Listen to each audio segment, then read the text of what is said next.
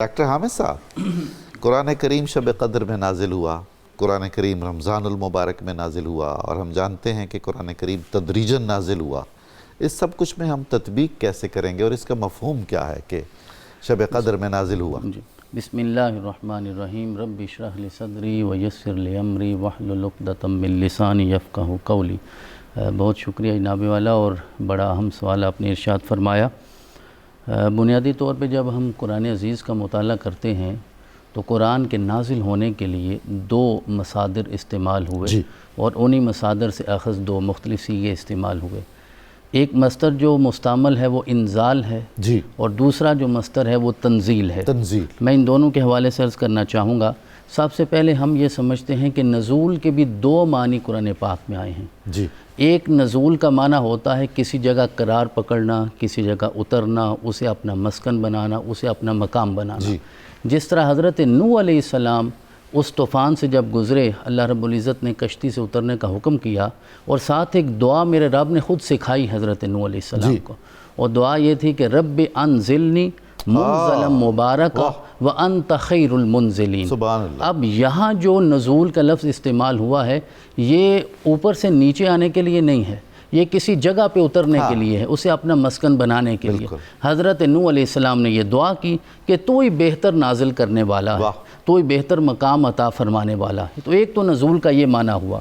دوسرا نزول کا معنی جو عام ہے، معروف ہے، اور ہر انسان اسے جانتا ہے، وہ اوپر سے نیچے آنے کے لیے ہے کہ وَأَنزَلْنَا مِنَ السَّمَاءِ مَاءً بِقَدَرٍ فَأَسْكَنَّاهُ فِي الْأَرْضِ۔ اور قرآن پاک میں یہ معنی کئی جگہ پہ استعمال ہوا ہے کہ ہم نے نازل کیا ہے آسمان سے پانی کو، یہ بارش کا جو پانی ہے، یا اللہ رب العزت نے اوپر سے نیچے کے لیے ارشاد فرمایا۔ اب یہ دو معنی واضح ہو گئے ہمارے سامنے، ایک تو جگہ پکڑنے کے لیے، کہیں کوئی مقام بنانے کے لیے، اپنا مسکن، اور دوسرا یہ معروف معنی ہے۔ اب جس طرح آپ نے ارشاد فرمایا کہ قرآن پاک میں کئی جگہ پہ اس کے نازل ہونے کا بھی ذکر آیا ہے۔ سب سے پہلے جب ہم اسے سمجھنا چاہیں انزال اور تنزیل کے مصادر کا فرق کو سامنے رکھتے ہوئے، تو یہ تین مرحلوں میں قرآن نازل ہوا ہے۔ سب سے پہلا جو مرحلہ ہے وہ اللہ کی جناب خاص سے قرآن پاک کو یک بارگی، یعنی سارے کے سارا قرآن لوح محفوظ تک آیا ہے۔ سبحان اللہ۔ انزال کا مطلب ہوتا ہے یک بارگی، یعنی ایک بار ہی کسی کام کا ہو جانا، اور تنزیل کا مطلب ہوتا ہے ٹکڑے ٹکڑے، جہاں جس چیز کی ضرورت پیش آتی ہے اس کے مطابق بالاقساط۔ اور جو پہلا مرحلہ نجمن بعد نجمن، اس کی وضاحت میں بیان کیا جاتا ہے۔ تو جو پہلا مرحلہ ہے اللہ کی جناب سے جو قرآن سارے کا سارا آیا ہے لوح محفوظ میں، جس کے بارے میں قرآن نے خود ذکر کیا، بل ہوا قرآن مجید فی لوح محفوظ۔ تو یہ لوح محفوظ میں آ گیا، یہ پہلا مرحلہ، اور یہ سارا قرآن آیا۔ اس میں انزال کا معنی جو ہے وہ موجود ہے۔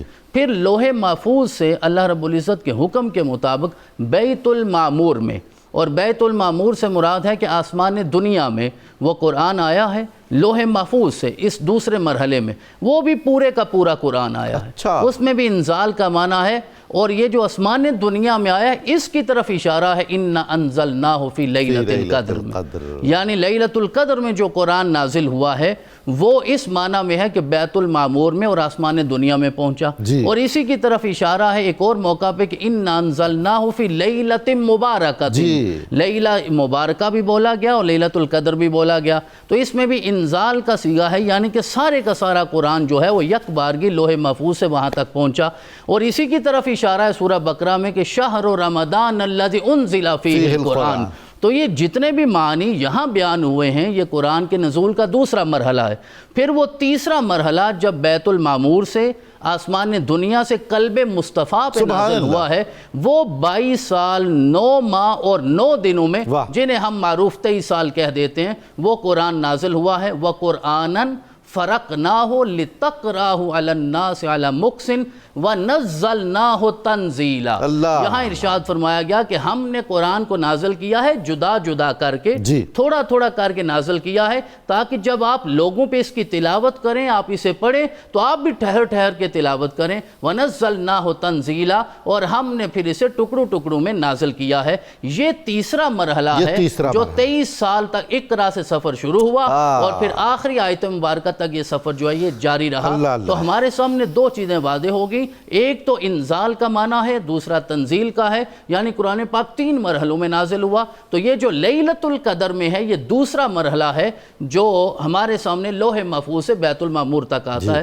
یہاں یہ بات بھی میں عرض کرنا چاہوں گا آپ کی اجازت کے ساتھ کہ کبھی کبھی سوال یہ پیدا ہوتا ہے، اگر نہیں ہوتا تو ہونا چاہیے کہ رمضان کے روزے فرض تو 2 ہجری میں ہوئے اور قرآن تو 2 ہجری سے بہت عرصہ پہلے نازل ہونا شروع ہو گیا تھا، تو اس وقت تو روزے فرض ہی نہیں تھے۔ تو جب روزے ہی فرض نہیں تھے تو پھر شب قدر کہاں سے آ گئی، اور پھر شب قدر میں قرآن کیسے نازل ہو گیا؟ تو یہ بھی قرآن نے بیان فرمایا ہے کہ یہ جو مہینوں کی گنتی ہے، ان عدت الشہور عند اللہ 12 شہرا فی کتاب اللہ یوم خلق السماوات والارض منها 4 حرم، کہ یہ جو 12 مہینوں کی گنتی ہے یہ اللہ رب العزت نے اسی وقت اپنے لکھے ہوئے میں طے کر لیا تھا جب زمین و آسمان کو تخلیق کیا گیا ہے۔ لہذا رمضان کا مہینہ ہمیشہ سے موجود تھا۔ مسلمانوں کے لیے جو روزے فرض کیے گئے ہیں، اسی لیے تو قرآن نے کہا یا ایھا الذین آمنوا کتب علیکم الصیام کما کتب علی الذین من قبلکم لعلکم تتقون۔ تو لہذا یہ شبہ بالکل نہیں ہونا چاہیے کہ روزے تو بعد میں فرض ہوئے تو شب قدر کہاں سے آ گئی۔ تو یہ قرآن پاک کے نزول کے 3 مرحلے ہمارے سامنے آتے ہیں۔ تو رسول اکرم کے قلب پہ جو قرآن نازل کیا گیا وہ 23 سالوں میں ہوا، اس کی بہت ساری حکمتیں تھیں۔ ایک تو یہ تھا کہ رسول اکرم کا تثبیت قلب رہے، جب بھی ضرورت پیش آتی تھی میرا رب اس موقع کے مطابق آیت کو نازل فرما دیتے تھے، حفظ و فہم میں آسانی ہو، احکام میں تدریج ہو۔ تو اس طرح یہ بہت ساری حکمتیں یہاں موجود ہیں کہ قرآن 23 سال تک نازل ہوتا ہے۔ ماشاءاللہ۔